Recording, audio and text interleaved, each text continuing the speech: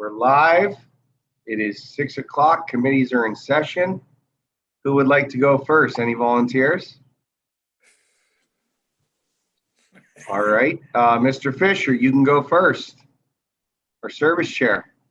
You want to wait a few minutes so that I can get somewhere where I'm not driving? How about you take finance first? That'll work. Yes, boss. I'm just driving. It's going to be hard to do. Yep. Okay. I didn't know you were driving because you didn't inform me of that. All right. So it is 6 o'clock. We will do finance. Mr. Schmidt, is that okay with you? Yeah. All right. Okay. Got a few things here that we need to start off by just mentioning that I was in contact with Chief Woodley and Chief Stitt about the potential for an unmarked cruiser for Chief Woodley and our second fire truck that is in service currently, and we got some numbers for both of those for us to discuss. So we'll start with the unmarked cruiser.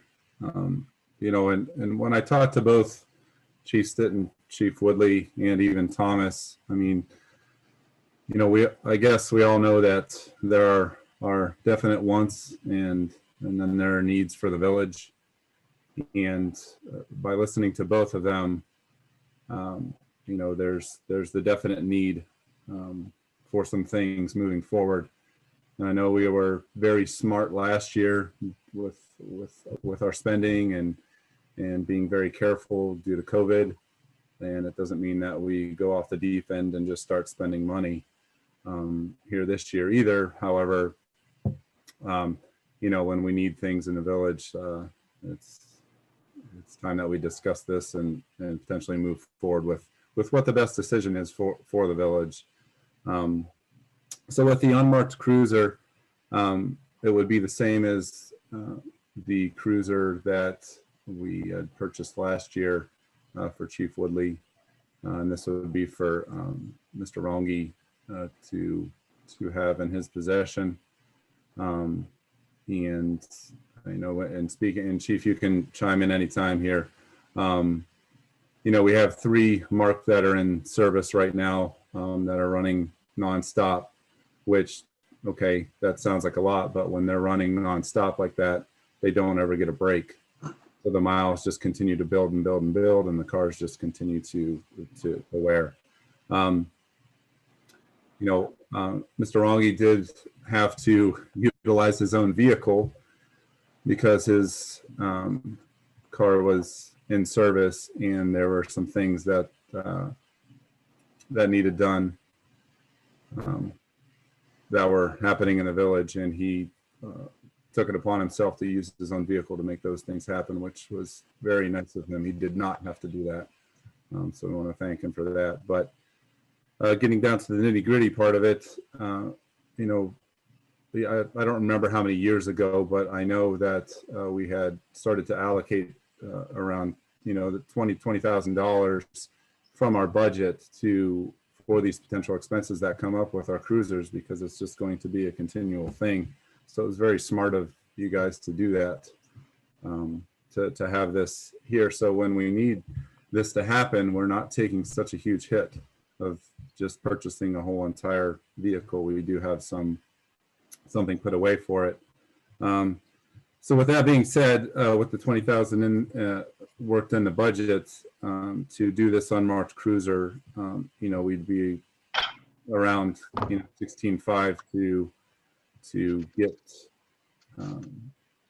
situated to purchase the unmarked cruiser and to have it outfitted for them to utilize it. Again, these are just rough numbers. We'll have more concrete numbers as things come in. So I just wanted to start with that and see what Mr. Lewis, Mr. Fisher, what your guys' thoughts were. And then, you know, Chief, if you have anything else to add to that, please do. Yeah, I want to let everybody know we will be decommissioning 4 cruisers, meaning we're taking 4 cruisers out of service. Every one is the Impala, which we will no longer have any Impalas in service. Reasoning for that is 2 of them, which one of them is Lieutenant Rongi's, just before New Year's, the engine blew up. We have another one. It's got a bad head gasket, which equivalates to a bad engine. Another one, the transmission's gone. And the other one is having all sorts of engine troubles as well as transmission issues. So all 4 of them, I think they go from 2013 and older. So they've had some wear and tear. They've seen better days, and it's just not worth any money putting into them. I mean, we could purchase another car for what it would cost to repair these ones. So when you go to when you go to scrap those, correct? These ones here, we're going to try to auction off. Okay. Just to see, what we can get out of them. Okay. Because from my understanding, there's a large market for older police cars.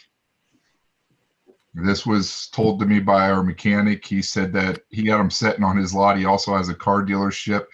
He said those were the hottest cars he had on his lot for a month. He said he had a lot of people stopping and inquiring about them, and he instructed them they would be auctioned off here soon. Okay. And, just so we're clear, and this is my personal opinion, I'm not one to look into buying used things. Obviously, we need to, be fiscally responsible. However, when you look at, something that's going to be on the road consistently, in that, I don't see the value in something used. I'd rather purchase something new, and let that take its toll, throughout its use. So, I don't know. I'd like to get, Ray and Brian, your guys' thoughts on that. So, to kind of piggyback off that, I agree with you. I spoke with Chief Woodland, and we had spoke. I have reached out to Bo Urban over at, he's at Claiborne Ford, who we purchased the last vehicle from, and kind of like some background with that 20,000. If you guys think about it, the original plan was we're going to buy the cruiser last year, set aside 20,000 a year every year moving forward to be able to be on a rotation that every other year we are purchasing a new cruiser. But what this will in essence do is, instead of us purchasing one in 2022, we're now purchasing one in 2021. That will, if I'm correct, Chief, put our fleet in a position to where we will not need a replacement in 2022, correct? Right. We're hoping this is going to stretch us out to 2023, where we can get back onto that rotation, where we can start rotating them out. So really, sorry, go ahead. So we don't find ourselves in this same position that we're in. So really, all we'd be doing is, instead of us waiting another 11 months to purchase a vehicle, we are going to purchase the vehicle now. And I think that's what we should probably do, in agreement with you, Sean. And then we, in 2024 or 2023, I'm sorry, keep with the rotation, we will be right on point to where we were. Right. That being said, back to the quote from Bo Urban, his quote was identical to last year at state purchasing price. The catch-22 on this is, every week that we wait to order the cruiser can be an additional 7 to 30 days in production time. So the way he explained it to me is, Ford readjusts their line for the Explorer to produce the Interceptor based on need. So right now the need is high, where municipalities are ordering the Interceptor. So they are doing it 1 day a week, where they're purchasing they're doing all their orders for the Interceptor on the Explorer line. So we would be looking at, if we were to, enter into the purchase agreement as of tomorrow's meeting, we can make the phone call Thursday morning. We're looking at a delivery date of around the first week of May. If we were to wait till the second meeting in February, we could be at the third week of May, but we could also be at the first week of August. Does that make sense? Mm-hmm. So not that we need to necessarily move on this, but we kind of need to move on this, because every day that we wait could be weeks and weeks of, time waiting for the car in the end. Yeah. Well, I would say not to wait and go ahead and do it myself, because you never know about the other ones that are on the road right now. So I think we'd be better off if we ordered it early, just in case that we might need it later on down the road. We Quicker, need it now, correct? yeah. Correct. Right now, we're 2 cruisers short, technically. 1 marked, 1 unmarked. I have a So we question. need the car as soon as possible is basically what Yes, we're saying. So absolutely. I think as soon as we can move on it, as long as everybody's in agreement. Get the Rich, ball you got a rolling. question? Yeah, I have a question. Looking at this, it's February 1st and possibly getting this thing into May, if we're all okay with that. We're gonna be down a few months, without another car. I mean, we're gonna be running these things into the ground. 3 months is a long time. Is there anything we can do to put one? What I'm looking at is we're putting these cars through the grind right now, around the clock. If we decommission all these cars, we're looking at 3, maybe 4 months, down all these cars. We have no other option but to take them out of service because they will not run at all. They're done. So we got what we got and we got to work with it. And the used market is, in checking out with Bo and with Claiborne, to get a reliable used, we're looking at anywhere between 19 and 25,000 based on their estimates. So it's one of those. And then typically Well, with what I'm looking at is, and the chief had it right in the nail, we're piling up miles and time on these other cruisers nonstop. And, we're putting out there, we may not have to go to 2023 or anything, but not having that extra car now over the next 4 months or some other vehicle that we can, put into people. We don't want them driving their own cars. Anything in the fleet anywhere that we can, get a cruiser down to get some rest, because you're right. They need a rest. They're not going to get it. And that's a tough thing we have to look at. Yes, May is good and we'll get there, but how many cruisers do we kill in the meantime to get there? And Chief, you're right on the money. You're running nonstop. It's mileage and it's critical. And you're going to be more tires. You're going to do more wear and tear on the 3 you have. I guess we're wishing that there was something else somebody could drive to put one of those off the road for a while, because we're going to pile up more maintenance on these 3, which is. I think if that was an option, I wouldn't be coming to council at this time Right. saying this is what we need. My question was if we had anything else anywhere that we could put into service to help you with. No, because even if you put like we did before with the water department car, it takes them short a car, number one. Number two, it's not equipped with safety equipment that's required, lights, radios, and that's just not feasible to take another car to equip, go through all that just for 3-4 months. And I agree and understand all that. I just think we all here need to realize that down the road, our 3 that we have are going to be needing a lot more maintenance, because these next 3 months are going to be put through a lot of wear and tear. I don't think we have a choice there. No, we don't. Just Yeah. be aware of it. We're going to have to We need to don't be have a aware of choice. it. We don't have a choice. So that was my question. If there's anything else that was in fleet that you guys could use to help you. Because if there's a delay, if there's a hitch and it's not till the end of May, all those weeks, we're running cruisers that are nonstop. What's Lieutenant Rongian now? He drives his personal truck down and gets into one of the marked cruisers, which is just creating them to continue to go. Right.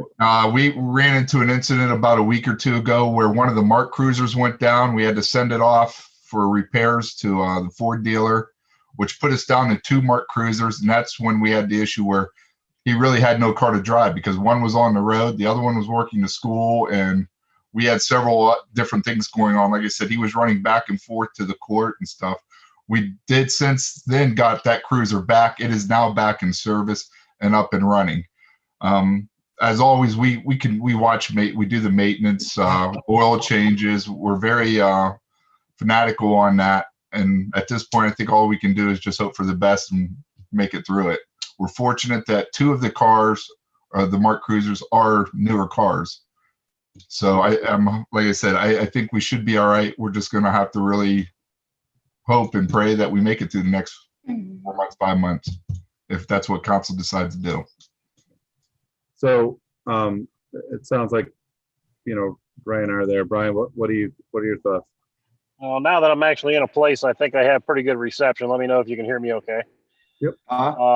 Yeah, I have kind of a different school of thought on this, and I'm going to be devil's advocate because this is actually my background. I'm a machine repairman by trade. I know it's not a popular idea, but I think we're looking at the reality that we're going to have to drop a new motor in one of these cars because we can't just drop our fleet down to 4 vehicles because then what happens when those vehicles go down? If we do move forward with getting a new cruiser, we're still going to have to fix one of the other cruisers. You can't go down to 4. It's just not a good operating plan. So at some point in time, we're going to have to look at what that expense is because you will have an expectation of how long a new motor will last. Now, I get it. You're going to have struts and stuff and, other maintenance issues that you're going to have to deal with. But, with the situation we're in, we know that the Impalas just didn't last very long. That's just the reality of it. But we're probably going to have to fix one of those. What's the cost breakdown on that? Are we better off doing the one that needs a transmission, or are we better off dropping a new motor into one? So you're suggesting not getting a new and. Oh, I didn't say that. Okay, I'm so saying that, what's your thoughts on the new unmarked? obviously we started the budget for that, putting 20,000 away. I just hate to have those major expenses in a year where we know we're going to take a huge hit.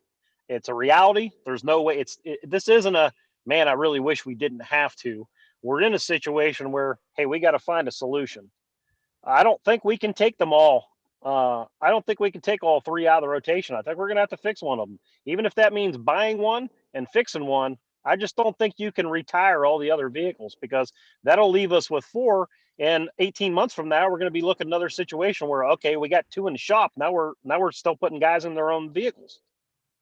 Right. So I guess my question was where you are with the unmarked new, and then we need to discuss what you're speaking of with Chief to see what his thoughts are and get some quotes on getting something else. But we need to figure out, and kind of agree or disagree, whatever, on what we're doing about this unmarked for Lieutenant Rongi. Yeah, I'd really like to see the cost breakdown on the repairs that would be necessary for the 3 that we want to take out of retirement. It might be where the repairs to those might be all 3 of them. The repairs to all 3 of them might be half price of buying a new one. Now, what's the expectations on the repaired 3 vehicles? Then you have to weigh that out. But being somebody who comes from that field, from the auto industry, you have at least an expectation once you put a new engine in a car, or once you put a new transmission in a car, you have some expectations there. So I really kind of need to see those cost breakdowns, to be honest with you. Well, I think we could all agree, we need a new car. Okay. And I think that, down the road, the first thing we do is get the ball rolling on purchasing a new cruiser. Then we can look at other options on what we're going to do, down the road. But I think the thing that needs done right now is, the okay to start the process to buy a new cruiser. We need one. And there's no argument about it. I don't see how, we can survive as a police department without one. It needs to happen. Agree.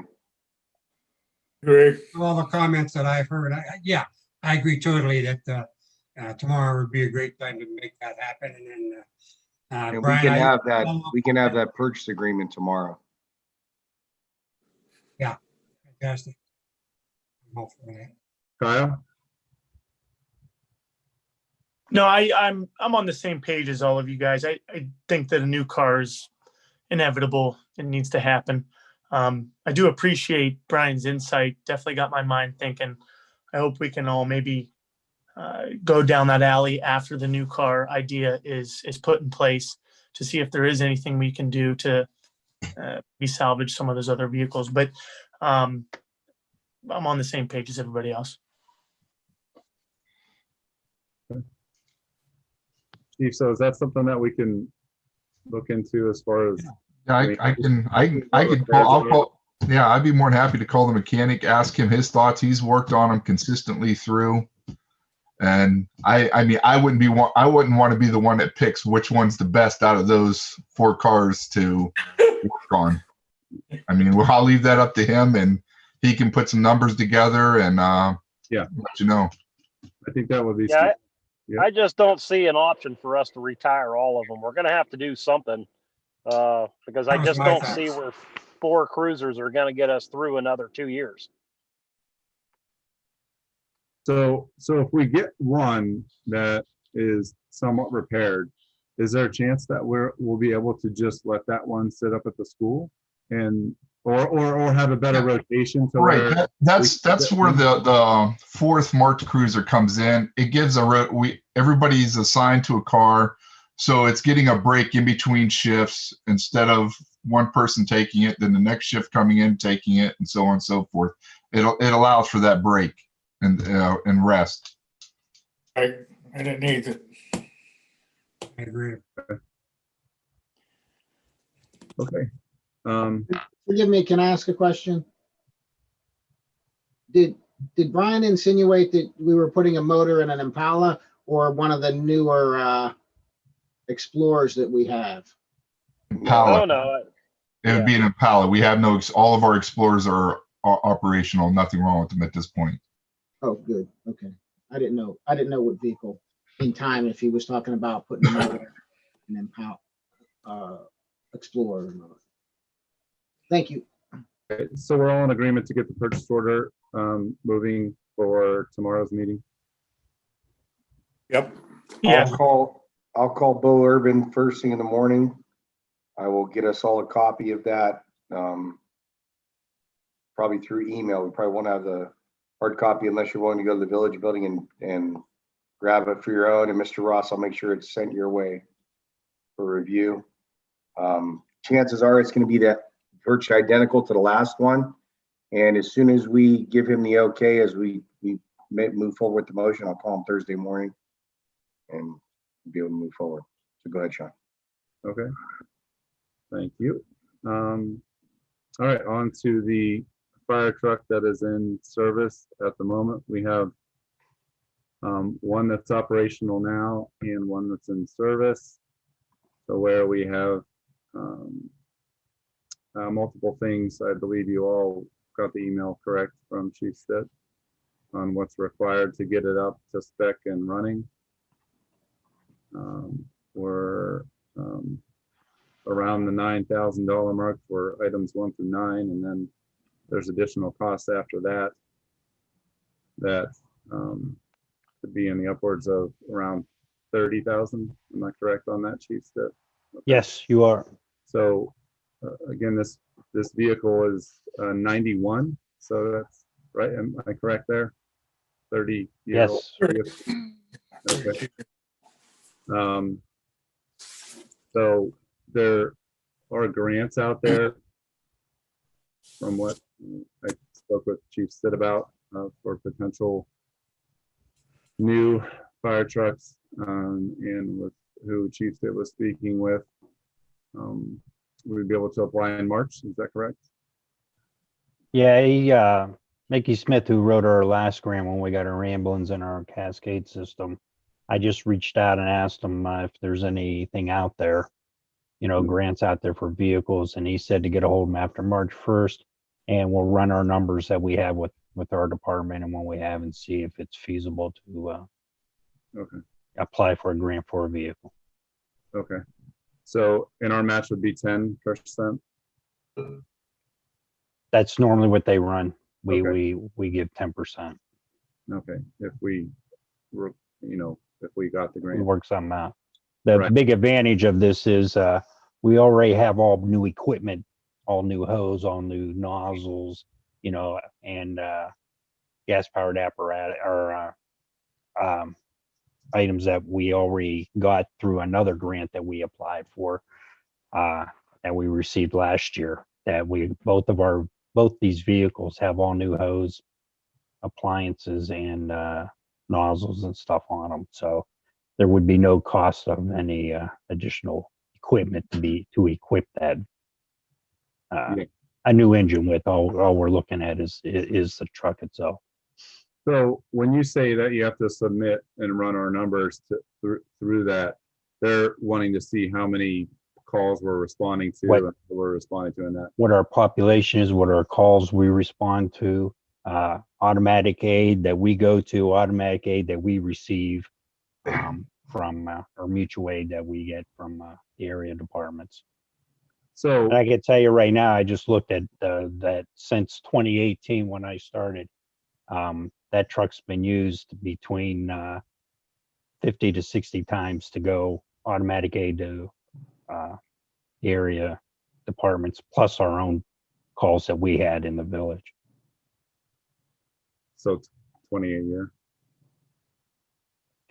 Yeah, we show 80 aid responses, but some of those were EMS calls too. So Okay. I'm looking at 50 to 60 that engine responded on going out of town or in town.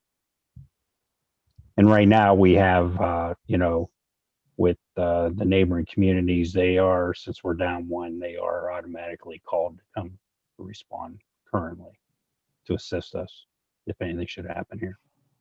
Okay. So with the one that we have, if something were to happen in the village with one of our residents, we would have aid from Gerard and Weathersfield to come. Currently, as long as they're available, yeah. Right. So I guess the need for a second engine in town is warranted in your opinion?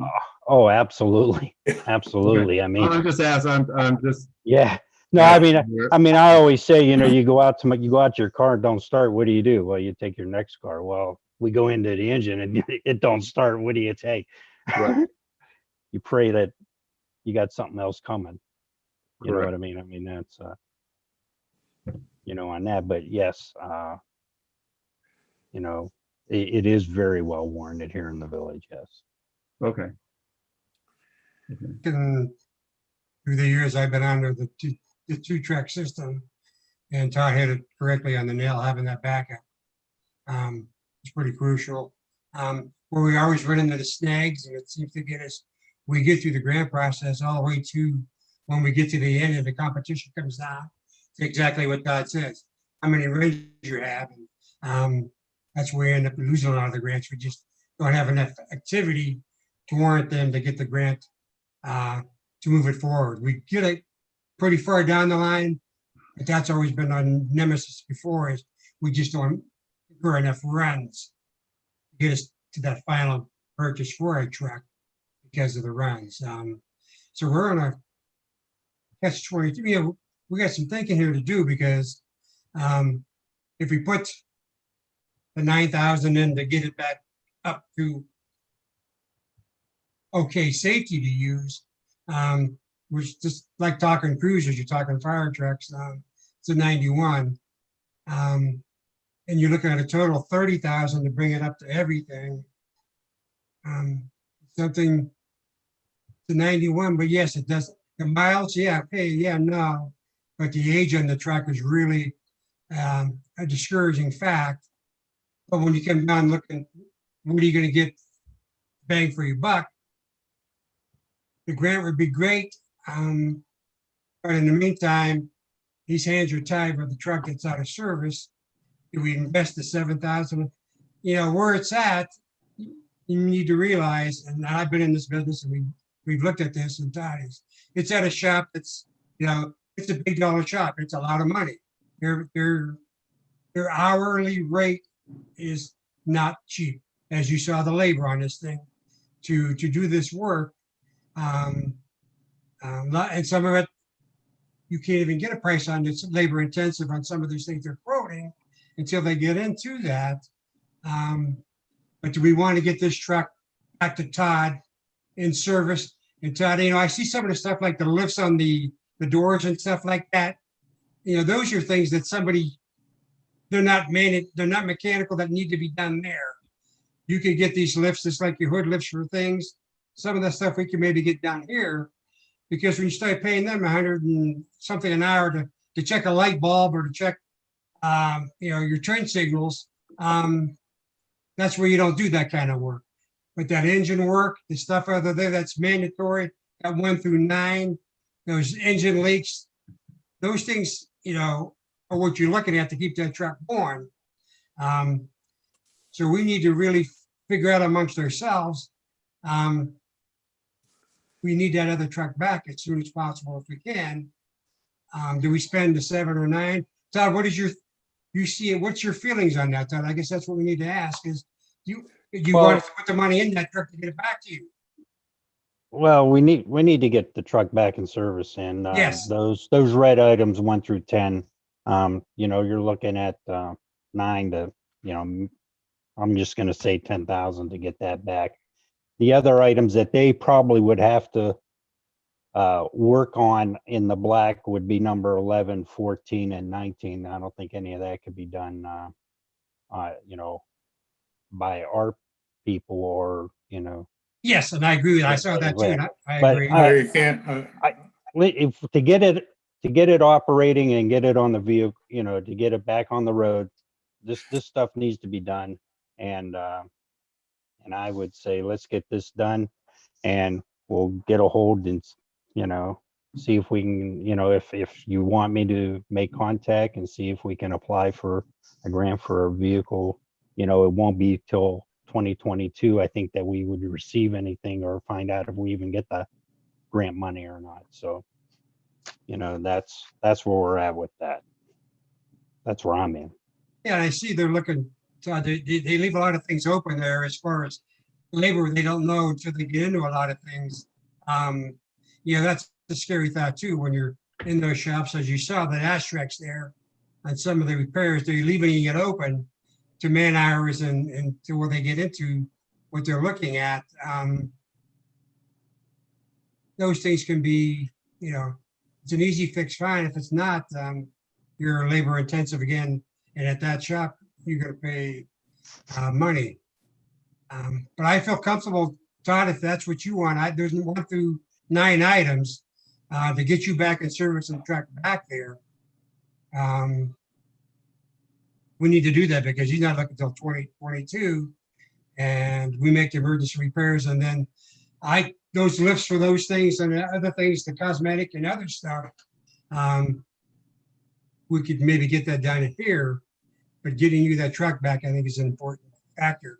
But number 2, just like you said, it's winter time, you know, you get out there, that second truck, you know, it's a godsend. It's like your second ambulance. You know, people, when you roll out, you see one ambulance, how many times you have back-to-back runs with ambulances? You know, you get your trucks out, having the second truck is definitely an asset.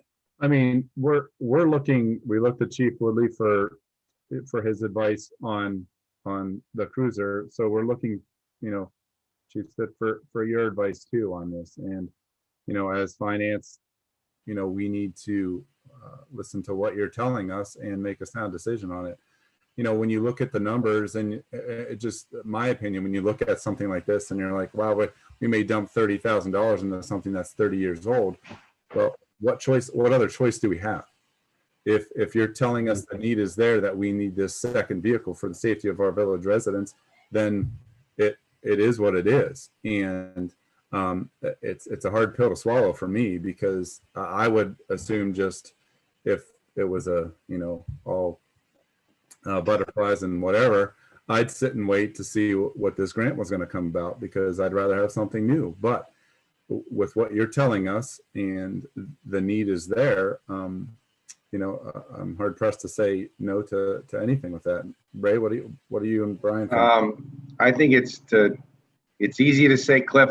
You wanted to say something, Cliff. Sorry, Cliff. Yeah, what I want to say is the gentleman that would work on this is he's certified to work on emergency vehicles. You have to be certified to do it. So you just can't take this, the ones that are in black, and take it someplace else or doing it in shop. You're really not allowed to do that. You have to have somebody certified to work on that fire engine. So you can't do anything inside the shop like that used to be, like he's found wires that, that shouldn't be there. They're old wires that somebody redid this, redid that, is what he's coming up to on some of these items. So you have to think about that, because you have to have somebody certified to work on that vehicle in the first place. Yeah, I agree. 1 through 9, you're gonna have to really have that, but you guys can change light bulbs, they can do minor stuff, but those are labor intensive. There's 1 through 9 with there's you found those engine leaks, the exhaust, those leaks. There's gonna be done in shop, and if it's at the right place, you're absolutely right. I agree. But how much money do you want to spend, Todd? That's the big question. What do Hey, feel if you want to comfortable? pay the whole 30, that's fine with me. So, Yeah. so my thoughts this, Believe Sean. me. Sean, my thoughts are this: at the end of the day, what needs to be done needs to be done. The other stuff we've got, in essence, if I'm correct, Chief Stitt, a little bit of time, but it's all easy to say, oh yeah, we can wait until it's your house that's on fire and the truck doesn't start. Just ask. I mean, Marty, you went through the experience. I mean, it's. I wasn't bringing that up, I'm not Marty. joking around about it. I'm not trying to make a joke, but it's Twice. everybody wants to say, well, no, until it's their house that's on fire, or it's them that need the police, or so in my opinion, I think we need to move forward with the 9 red items immediately. And then with the remaining items on the list, and I don't know if it's even possible based on who's available. If we can get a second opinion and a second estimate, maybe it's going to come the same. Who knows? You know what I mean? But whatever we need to do to get it back in service, do it now. And then let's see what we can do moving forward in the near future to what additional things we need to spend and the best way to possibly do it. My again's thoughts is, Todd, I would definitely do those 9 that you were talking about. And And definitely have them do the lifts on the doors. Guys, what you're talking about is those hydraulic lifts. When they open up the door, they fall right back down. They can hit somebody in the head. I wouldn't want that to happen to anybody. And there's 2 different doors that they don't work. They lift those, the big side doors up, and the shocks are out of gas, just like your hood shocks on your hood. I would add that in there too, John, to make sure those got done before that left. What do you think? like I said, you want to get a whole thing done, that's fine with me. I would like to get the 9 and maybe at least add that 10. to it. 10. There's 10. 10. Okay, get the 10 and Not get these, 9, there's 10. get those lifts replaced also. So Brian, your thoughts?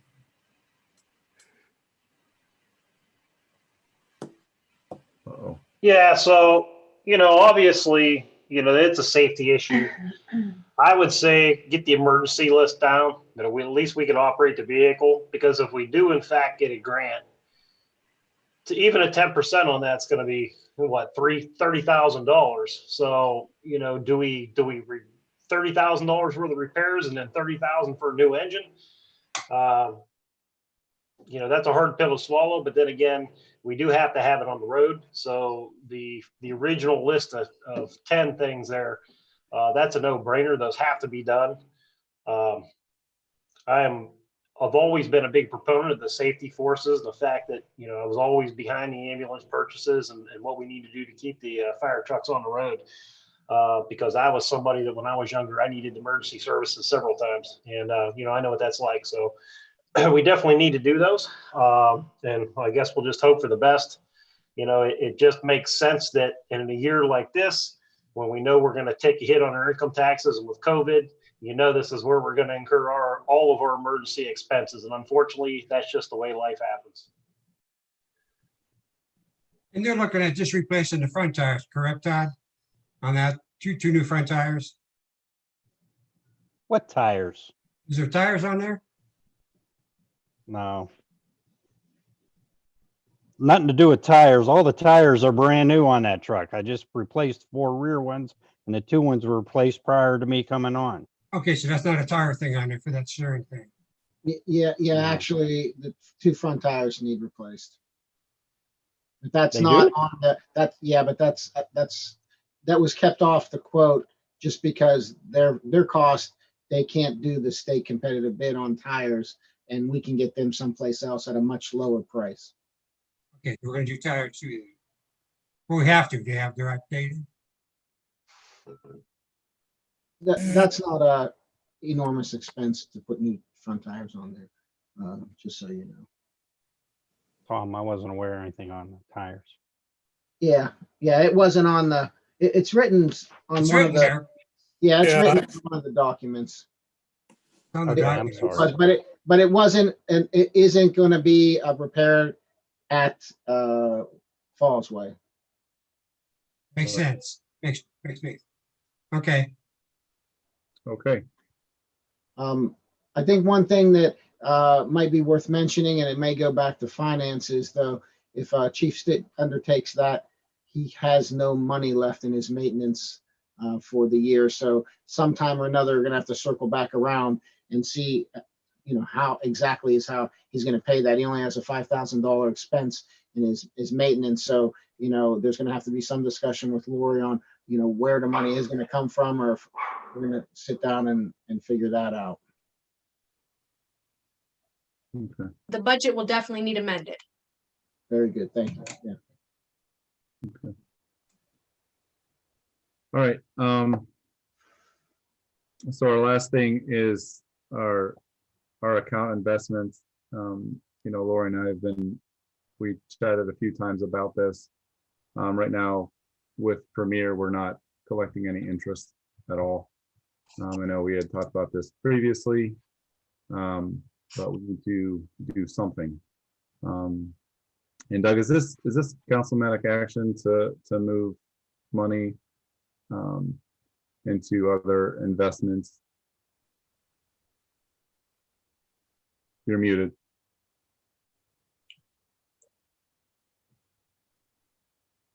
Oh, you're Doug- muted, Doug. Doug, You're muted, Doug. You're muted. Sorry about that. It's I okay. said, tell me what you guys want to do and where you want to move it, and I'll let you know if we need to do it with action. And I'll be glad to get on the phone with Lori and you and just lay out the plan, and I'll take it from there, and we'll get it done. Okay, so Lori's got a couple phone calls out. I know she had sent out an email just to see what would be in our best interest to move a significant amount of money into certain investments so that we are collecting some type of interest. The interest rates are extremely, they're not good, but something's better than nothing. And for me, my only thing is I don't want to be locked into something for you know, multiple year periods. I want to be able to move however we need to for if and when the economy rises, interest rate rise, then we can lock into something that we're comfortable with. So I guess we'll just wait to hear some more from the correspondence that you had mentioned, Lori, and we'll move forward when we know more. Yeah, and I'll be glad to weigh in and, you know, tell you all my thoughts on all the legalities and everything you need, and we'll get it done. So just let me know. I'll be here to do it. Okay. All right, great. Thank you. Ray, Brian, anything else for finance? No, I think you got it. Nope. Lori?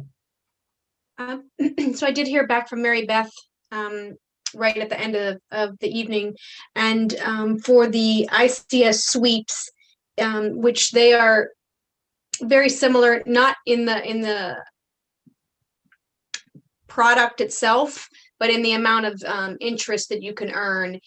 And they're pretty equivalent to Star Ohio. So they're both sitting at about a 0.1 right now, Okay. which is significantly less than even January of last year, where Star Ohio was at 1.81.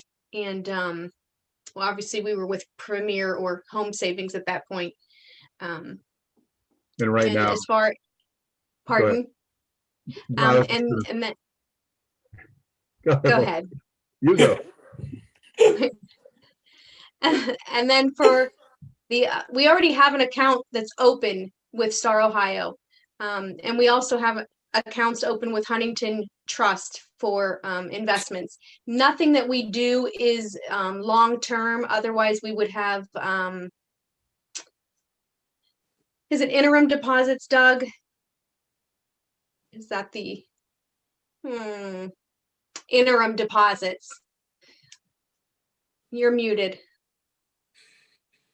I was intentionally muted there.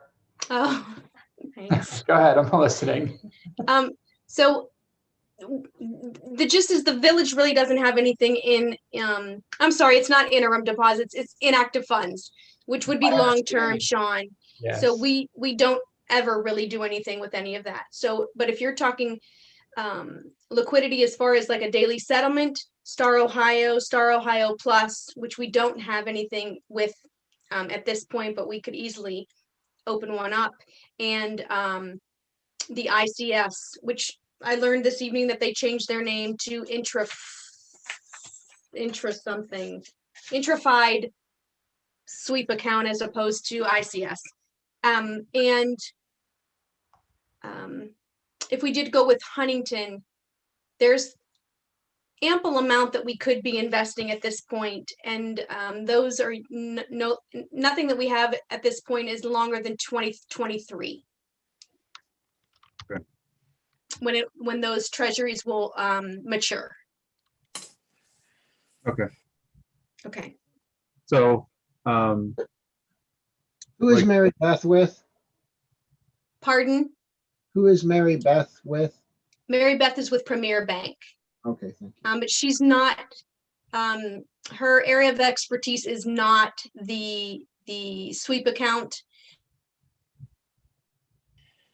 She's Treasury representative, I guess that's what you would say, for just our Premier account. And then I did ask her some questions about fees and things like that. And she said that at this point that they would still keep it, that we have 0 fees from that 5-year, which I think dates back to maybe June or July of last year. I'd have to look into that, but 5 years from that point. Although there could be some fees for the wire if we do something with a wire transfer. That's a whole nother thing. Doesn't matter. okay, so basically we'll look to get something done this month with this. So as soon as we get more information, we'll talk to you, Doug, and go from there. John, Yes, sir. check your email. I'll send you something shortly, kind of give you a primary on this. All right. Okay, thank you. Yep. Ray or Brian, anything else? Okay, I'm done. 6:48. 48. Finance is closed. Since we talked about a lot of it, let's move into safety. Mr. DeZ, anything additional? No, I do not have anything additional. You guys covered everything I had. With the truck, the fire truck and the police cruiser. So actually, I don't have nothing else to add to that.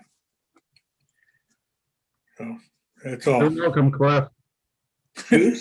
Thank you, Sean. I just figured it was a good segue because since Yep. they're directly intertwined. Chief Stitt, Chief Woodley, Got nothing. anything I have nothing. additional? I thank you for your time and working on this for us. All right. All right, Cliff, anything additional for safety? You know what? I do have a couple. I'm sorry. I did send a letter out. We got a letter from St. Patrick's Church thanking the departments for the fire that occurred up there. Just so you know, our department did come out. We had 5 personnel that stood by while the area departments that went there. We covered our village along with a couple other communities in case anything came up. And the other thing I want to say is about 2 weeks ago, we had 2 of our residents that we had medical calls that we went to. And when we put them in the back of the ambulance, there's 2 separate times. The one passed away and we did bring him back, and he does have a pacemaker. And the other one had a seizure and his heart stopped, and we did revive him, and I didn't get any updates on them. But I just want to say that the reason of having our station manned at the hours that we do was a big help in saving these 2 residents. One was a past councilman and one was a firefighter from another community at one time. So I just want to get that out there with our men and women. Nice. Thank you.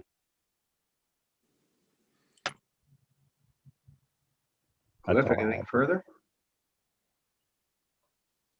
I would just like to thank Chief Stitt and his crew for all they do. It's really good to hear those things, and I'll just leave it at that. All right. Thank you, sir. Cliff? Nope, I have nothing else. All right. 6:51. We'll call for safety. Kyle, fresh off since you just spoke, our new Parks and Buildings Chair, 6:51 for Parks and Buildings, Mr. Joins. Sounds good. We will open it. It shows 6:52 on my watch now, Ray. It shows 6:52 here. You caught me in between. I got you. So we will open at 6:52 for Parks and Buildings. I do have to report on a meeting that happened last Wednesday regarding the baseball fields with McDonald High School. Me and our village administrator, Thomas Dimitrovich, were attending the meeting with Superintendent Kevin O'Connell, Principal Gary Carquito, Board Member Joe Capizillo, and then summer baseball program members, Lee Evans and Doug Flair. Topics that came up, I did discuss and call most all of you. The only person I did realize, and I apologize in advance, is Cliff D. I did not get a chance to brief him on this stuff, but everybody else I did get a chance to call and brief. So this should all be common knowledge by now. But the school was contacting us to talk about scheduling of spring sports for softball and baseball. They did discuss with us the potential of trying to work together to get new dirt surfacing on the fields that they listed, and also station that had happened in the past with trying to get new bleachers down around some of the fields as well. I won't go into too many details because most of you know the logistics of them, but I do want to hear as a group what everybody's thoughts were on those conversations. And Thomas, if you want to elaborate on any of that that I might have missed, you can chime in. Thank you, I will. I think the meeting was on Thursday, Kyle, is that what you said? Oh, I said Wednesday. Was it on Thursday? Yeah, we I started apologize. up on Wednesday with those guys, so.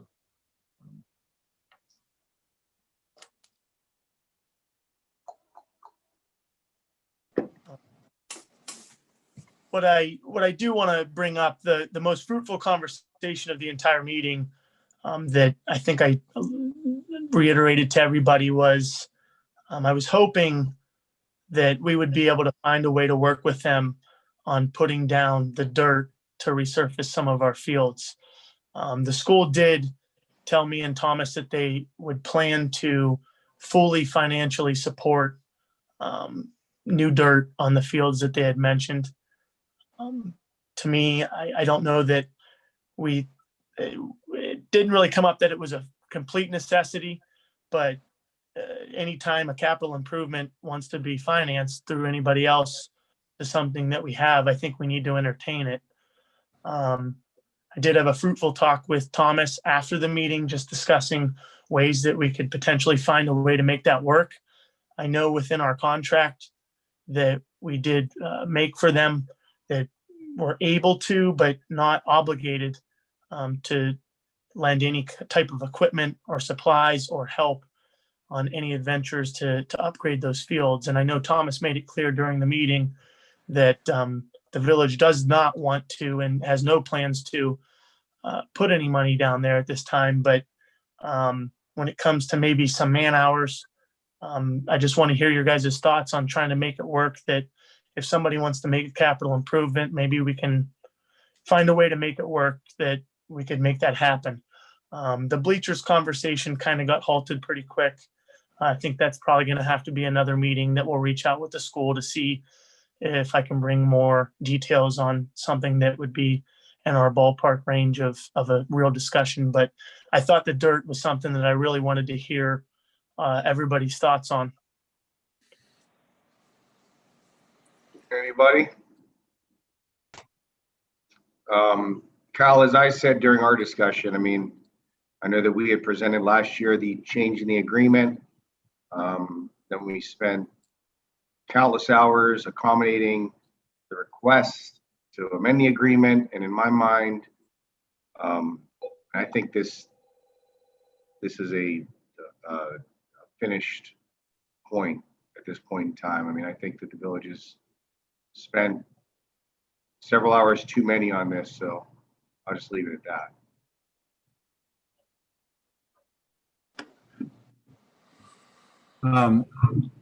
I'll go. I do have to have an agreement with Kyle here that,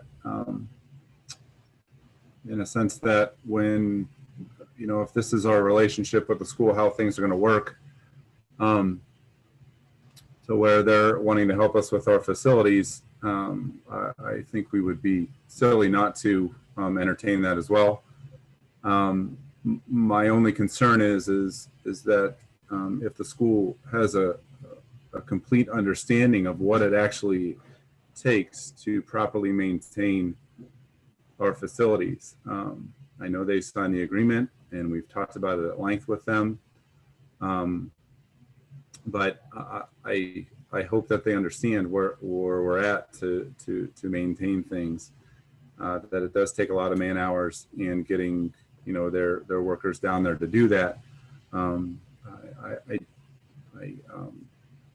I just hope that they understand all of that. As far as with the financing and putting dirt down there and working with us, I'm personally fine with everything as long as it is not, if we need to help a little bit, I would defer to Thomas on that. If we have the time and the ability to do that in the day, to move some things around or to show them what needs to be done, then, and if Thomas is in agreement with that, then, you know, I don't see any problem with that. But we can't be taking the whole purpose, or not the whole purpose, but one of the main purposes was to get our man hours back for Thomas to do what is needed in the village.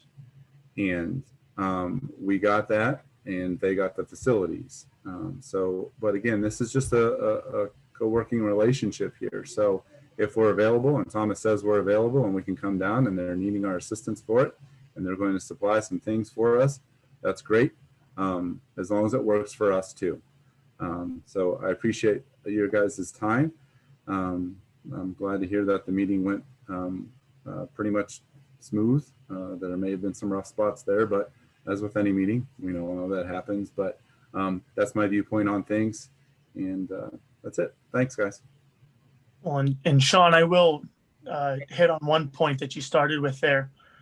Thomas did let the school know that he'd be more than willing to help any kind of faculty at the school with the understanding of the jobs they would need to be doing, that the village has done in the past to maintain the facilities. And that was a really positive thing that we got out of the meeting. The school was appreciative of that, and so was I. So I just wanted everybody to know that that was something that was discussed, and Thomas let them know that that was any information they might need to upkeep the facilities was going to be at their availability. Yeah, I jump in there. I pretty much would echo Sean's sentiments. I had a pretty lengthy conversation with Thomas today, and any thoughts that I may have had at all about anything that we would do putting down cement pads for bleachers, I think now with the budgetary items that we have just incurred, I think it's completely out of the question. If that's something they wanted to do, between them and the baseball association, they're probably going to have to find, a donor and donate the money for that, because we're just not going to be able to sustain any expenses.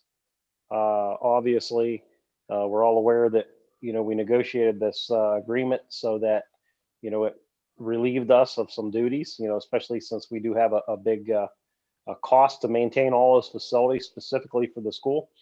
But if it should happen where, they buy the dirt, if Thomas has it available in the man hours, I don't really see it's a big deal for us to go down and move it with the front loader for one day.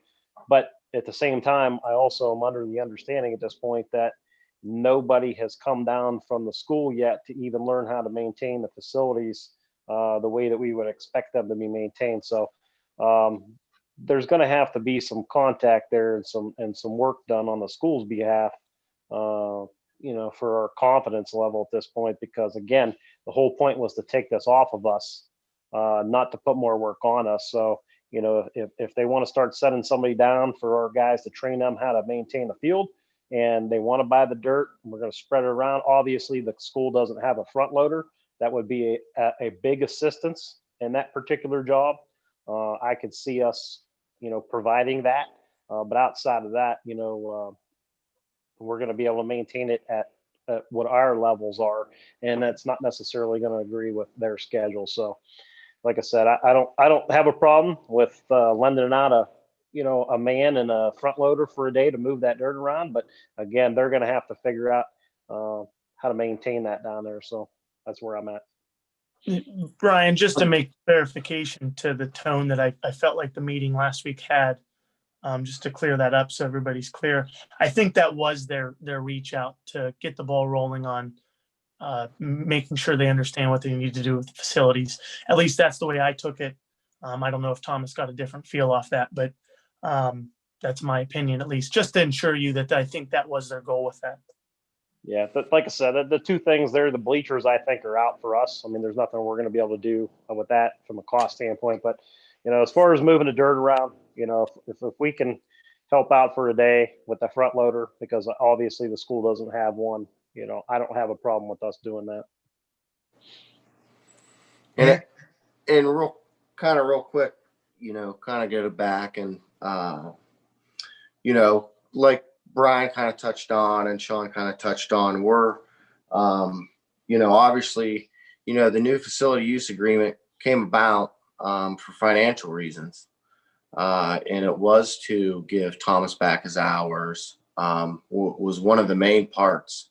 I know when, the final draft of the copy happened, I did meet with the superintendent of schools for, approximately 2 hours. And I think it was a good meeting, but, the gist of the meeting was he was an understanding that, they were going to have to purchase some equipment to do the things that we do. And, they were going to have to put some man hours into it. In a normal circumstance, I would say this, if we could afford to, kind of give away hours and things like that, we wouldn't have gone through the whole process of redoing the facility use agreement in the first place. It's nice, and I don't, Ray is probably on that field more than anybody about whether it actually needs. I think it's more of a want than a need, right now. But in the same sense, again, I wouldn't have a problem with them going down there and if they want to add dirt and grade it and stuff like that. I think early on in the year, if they did drop dirt, that would be good practice for them, doing a grade on it if they were doing it themselves. Again, the bleachers I think is out. But those are kind of, my thoughts. I think again, with our notes and whatnot, I hope that, they are under the understanding that, they will need to buy equipment to do the baseball fields. That's why the agreement was how it was, because they were going to take this, I don't want to say a burden, but, they were going to take the hours off of us, and Tom's would get his hours back and whatnot. So I think that was the whole premise of the original change to the contract. So I guess those are my thoughts.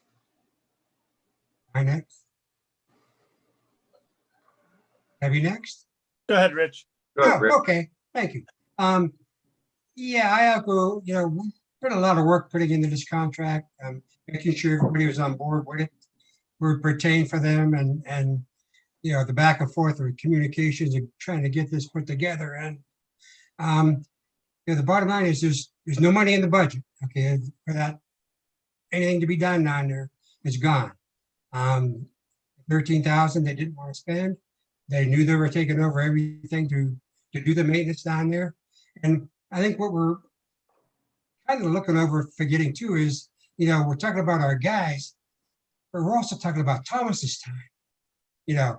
Grants, all the stuff that goes around with Tom during the day, just really, to have him go down there and have to babysit or watch over these guys all this time is just going against what we wanted to have it on with this project. Tom is part of this fix that we wanted, not only for his guys, but for him also. I mean, there's so much on his plate that comes through these early months that he has to take that look after you down and check these guys like we've been on there. It defeats the purpose. They need to, you're absolutely right. They need to purchase the equipment, get the dirt delivered if they want to do it. They need to have a place to store their equipment, to get their stuff done, because we have no money or no manpowers allocated to go down there. It's a contract. As much as we want to do favors and do things there to make it work, we need to stick, we have a contract for a purpose. And Thomas, if you want, if they're going to have the dirt delivered and somebody wants to go down, we really got to think that out, and what that's part of our job, or if it's part of the contract. We want to get along, we want to do right, but the time and the effort was spent, and until you guys laid it out perfectly, that we were walking away. We don't have the manpower or the money to spend down at that field. And as we sit here and I listen to this, we're talking about Tommy and guys, but Tommy himself having to go down and watch over everything on this. And I'd rather have Tommy up here doing something creative. He's got grants, he's got all this stuff going on. He's part of those crews too. And that's part of the things that we discussed about is stretching him out too. And I think somebody, Kyle, you guys, Ray, needs to sit down and talk with them again and to inform them that that's the way it is. We don't have any money for you or time for you in this budget this year. And you need to get the equipment. They should have bought lawn mowers. They should have bought all this other equipment already, because you're already February, March. You're going to start wanting to play, and they need equipment in place to store it. And we can't force them to do that. But they're going to take care of those. As we said, they're going to marry your head right on the head. You're going to need to purchase equipment. And it's not something they didn't know. But I feel bad. And Thomas, you're the one I'm looking at right here, because I know what you do when it comes, we're busy and we want to get things done up here. We got a lot of things going on in May, in March, coming up, April, March. And now you can walk away and get that. And to say that you need to get down and take Thomas's mind and spend more time down there defeats the purpose of what we have the contract for. I feel bad. I really want to say that we should, first time maybe go down and, they can have their dirt delivered. They can have it spread out, but spend our guys down there again, time-wise, when they should be here, because there's nothing in the budget for them to be down there. Time or people. If they want to talk to somebody on the phone or get something done, I just want to it's a tough situation. And they put us in a tough situation by asking us. The dirt, yeah, they can do that from start to finish. And Tom will monitor where they buying it, all that kind of stuff. We'll do what the village needs to do legally, to make sure that that's right. But to start sending out equipment to people and stuff like that again, we need a good relationship, but we also need to stay within the contract. My thoughts. Thomas, like I said, I just see, for us that are around here and see it happens, this is a big, to me, getting the guys not only, but you're getting Thomas freed up to carry on a lot of stuff that he could really be doing instead of babysitting. Well, in my opinion, doing a one-day thing, helping them out and showing them what they have to do to keep that field like it's supposed to be done. Because they probably don't know what it's going to take to do it the right way. So No, I think everybody's in agreement, Cliff, that we have no problem showing them what to do once they get ready and get going and stuff like that. No one wants to see a subpar Right. product or anything like that. And we could have Lepore has more experience down at those fields probably than ever. And anybody, so we could probably, send him down and show them what to do. I really don't have a problem with that, getting them going and stuff like that. But, kind of like what Rich touched on a little bit is, we have a contract, and Right. I believe we should follow it. True. I just don't want the field to get messed up. You know what I'm saying? I'd like to see them get done the right way, is my opinion on all that. So that's all I have. Mm-hmm. Thomas, we haven't heard from you yet. Well, as I told Mr. O'Connell, when we were in the meeting, I thought we would be talking about operational duties or contracted duties that were necessary to get their season going, even scheduling and whatnot might be going on, and who their personnel was going to be. So I asked them that. Of course, they weren't ready to disclose any of that yet, because what I took away from the meeting was that they wanted to know what we were going to do about spreading material or not spreading material, what we were going to participate with the bleachers or not. And I told them that those type of things were in the contract and that I wasn't at liberty to discuss them. So now that everybody, I wanted to hear all the council's thoughts and opinions. So, and then there was one other thing that was about, Mr. Karkita brought up about a fence that's been laying broken or unattached. Well, of course, something that we would take care of in a few minutes, but appreciate everybody's comments. I'm going to operate as an administrator and at your pleasure to take care of things, but I do like the agreement. I think it's necessary to respect it and the time that it took everybody to work on it and to get it executed. I don't want to move dirt around. I don't want to cut grass. I don't want to work on their schedule for their facilities. I did express to them, it is up to them what they bring to the table this year, if their program will be successful or not. Again, it is not our programming, it is their programming.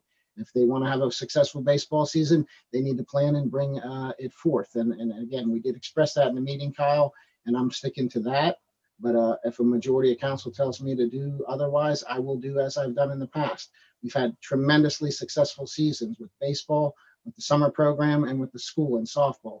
So I'm ready to go to work, but I'm also excited to catch up on getting down our stumps that we have up from the tree program from years gone by. I'm excited to get on the gazebo. I'm excited to get to a schedule of things that I haven't been able to attend to in years gone by. So I hope that there's a great understanding that having a facility for no cost other than bringing your manpower and finances to it. You don't have to go shop for a field. You've got it. It's right there. So what you bring to the table is how successful your program will be. It's something that was expressed. I want to stand by that. And I'd like to move on to other things. and not run a school program. It is their program, not ours. So I'm happy to work with the summer program with Lee Evans and Doug Flair. We've worked to a successful end under the mayor's guidance. That program exploded. I don't know, we're 200 plus kids, I think, playing in that program now. And there's more than enough to do to keep that program successful. And we want to keep that successful.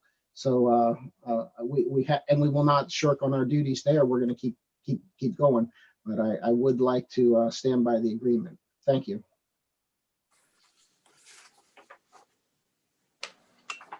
Anybody else have any other thoughts or comments? Yeah, Kyle, I do. Yeah. Just real quick, I just listening to everybody talk, especially you, Thomas, that, I mean, I hope you understand that council supports you. And, I know. Okay. But, you know, if we just want to move forward with this relationship with the school, and I'm not saying that, I just think we're throwing out way too many assumptions of what the school's intentions are with asking for our help.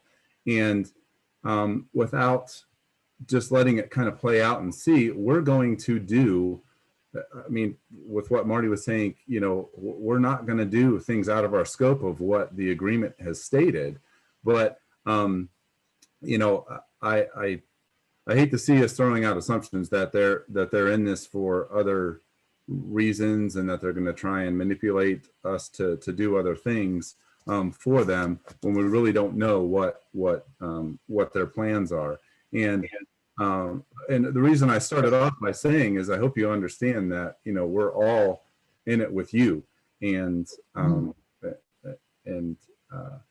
know if I stated how I wanted it to come out, but no, you're good. I understand what you're saying, Sean, and I that's why I wanted everybody's thoughts and opinions out there, because again, I will go to work and do what you want me to do. And I agree that there's going to be a learning curve on maintenance, and that goes with the agreement that, yeah, of course, we want to make sure that, like Mr. Dizzy said, we don't want them to go down there and destroy it in the first year. Of course, Right. We're going to send Mike Lepore down, and there's going to be an education on what's to do. But again, not to get too far off the agreement that we have. We have successfully given programming to the school over the years at no cost, you know, and it's just getting more difficult to do with the manpower that we have and the finances. So that's my thoughts.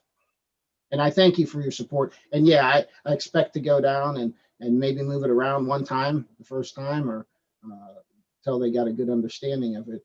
But again, it is their programming, not the Village of McDonald's. We have maintenance obligations in other areas. So I appreciate you looking into this and getting the whole thing going. Thank you. And I think I'm going to jump in there real quick and say that that's one of the reasons why I really don't have a problem with bringing the front loader down for one day, because obviously at some point Mike is going to have to teach them how to maintain that. So if we do that in conjunction with the teaching, then you might as well do it one shot, bring the new dirt in if that's what they want. If they want to provide that, that's great. But obviously we all know that there's a contract in place, and you know the onus is on them for the maintenance.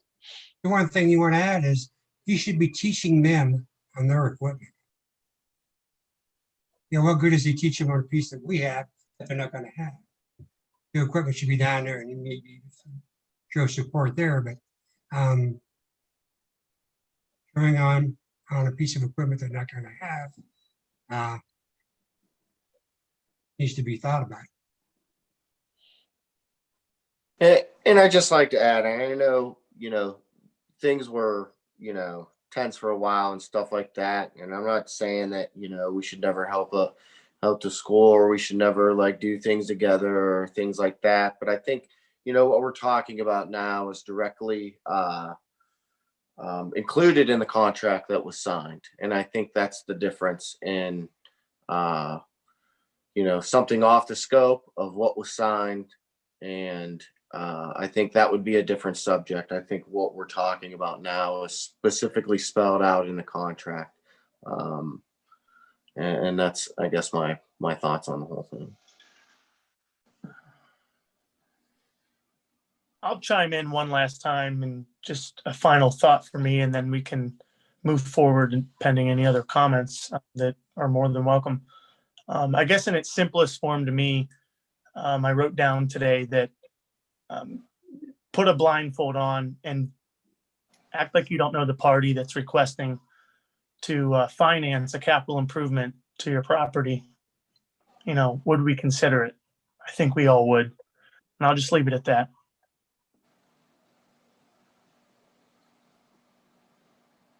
Well, Councilman Joins, we're gonna have to get back to them. We did say we'd have our meeting today, and ultimately, we want to respond to them somehow. Yeah, I think actually I will be wrong. I will not end with that. I do think we need to have another meeting set up with me, you, and anybody else that's more than willing to. I apologize, Thomas. I did have that written down here. It's all right. And hopefully it's operational conversation and not Yeah. necessarily anything outside of that. And I did want to add, I didn't get a chance to get on the phone with you earlier. I think you might have been having some phone issues. It went straight to Verizon when I called you earlier, Thomas. Are there any other updates for Parks and Buildings? Yeah, I'd like you to know that we did open our front lobby after Chris Mills and his group did do repairs there, necessary repairs and upgrades to make it COVID safe, as well as security and much stronger, more friendly environment down there to our front lobby where Peggy Palmer sits and takes water payments and other information. So that's been opened up, and a lot of good response from our public. It's got a lot of use the very first day. So everybody's happy that they're coming back in and seeing us and communicating face to face, so to speak, between the ballistic glass. So that's up and running. A few little things to button up. I think we're gonna talk to Chris Mills today. He's got some orders and some ideas for shades, and then I think just a few things like that to button up there. And then he'll come back, and we are looking at doing some work upstairs in council chambers. Again, back orders being what they are, and managing COVID employees and whatnot. The upstairs council chambers is going to get done with new windows and improvements there with shades. So those are things that those windows were failing and actually falling in. So we're looking at making those improvements at the beginning of the year here. Thank you, Thomas. You're welcome. And I don't think I have, unless there's something else, Kyle, I'm not sure.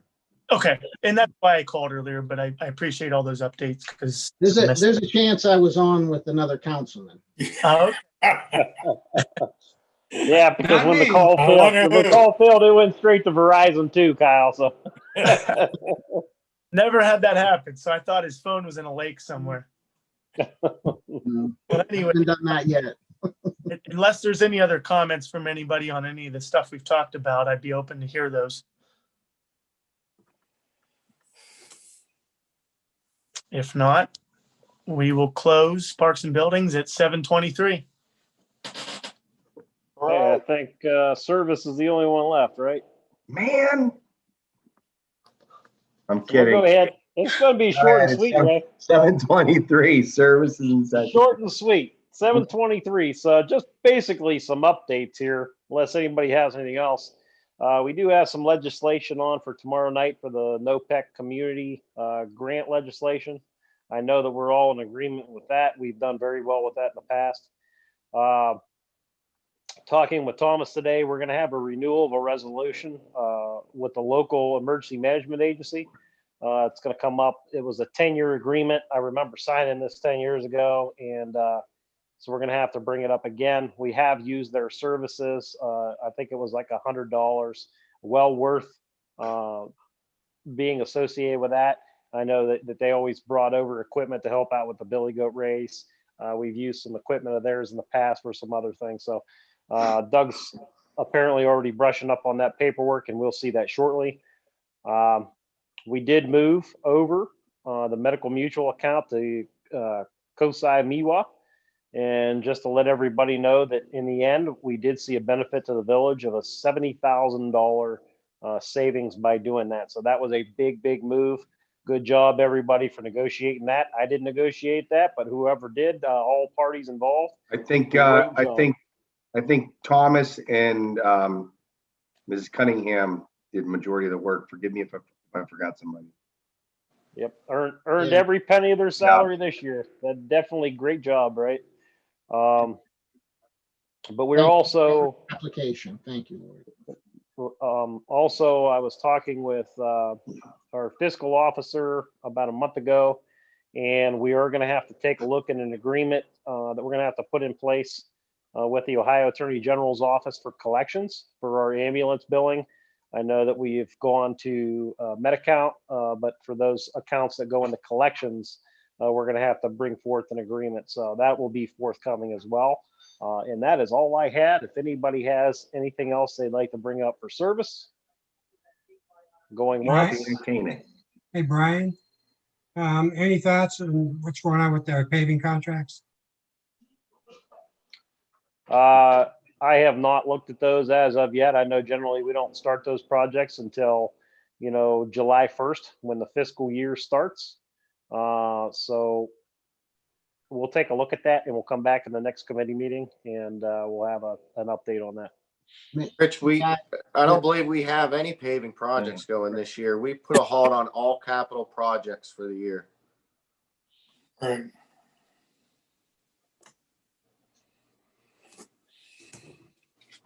Yeah, so like I said, we'll review any projects going on. I know that there are 2 or 3 contracts coming up in the next 2 or 3 months. I'll alert everybody as we move forward. But if anybody has anything else for service, let's go ahead and entertain that now. And if not, we're gonna go once, go twice. Service is done at 7:26. All right, 7:26. Service is closed. And thank you for allowing me to go after I had a chance to get out of my vehicle. We didn't allow you, you just kind of hung around and Amy couldn't figure out how to kick you out of the meeting, but it's okay. All right, so we're good. We're done. Meetings are closed. Good All right. night. Good night, everybody.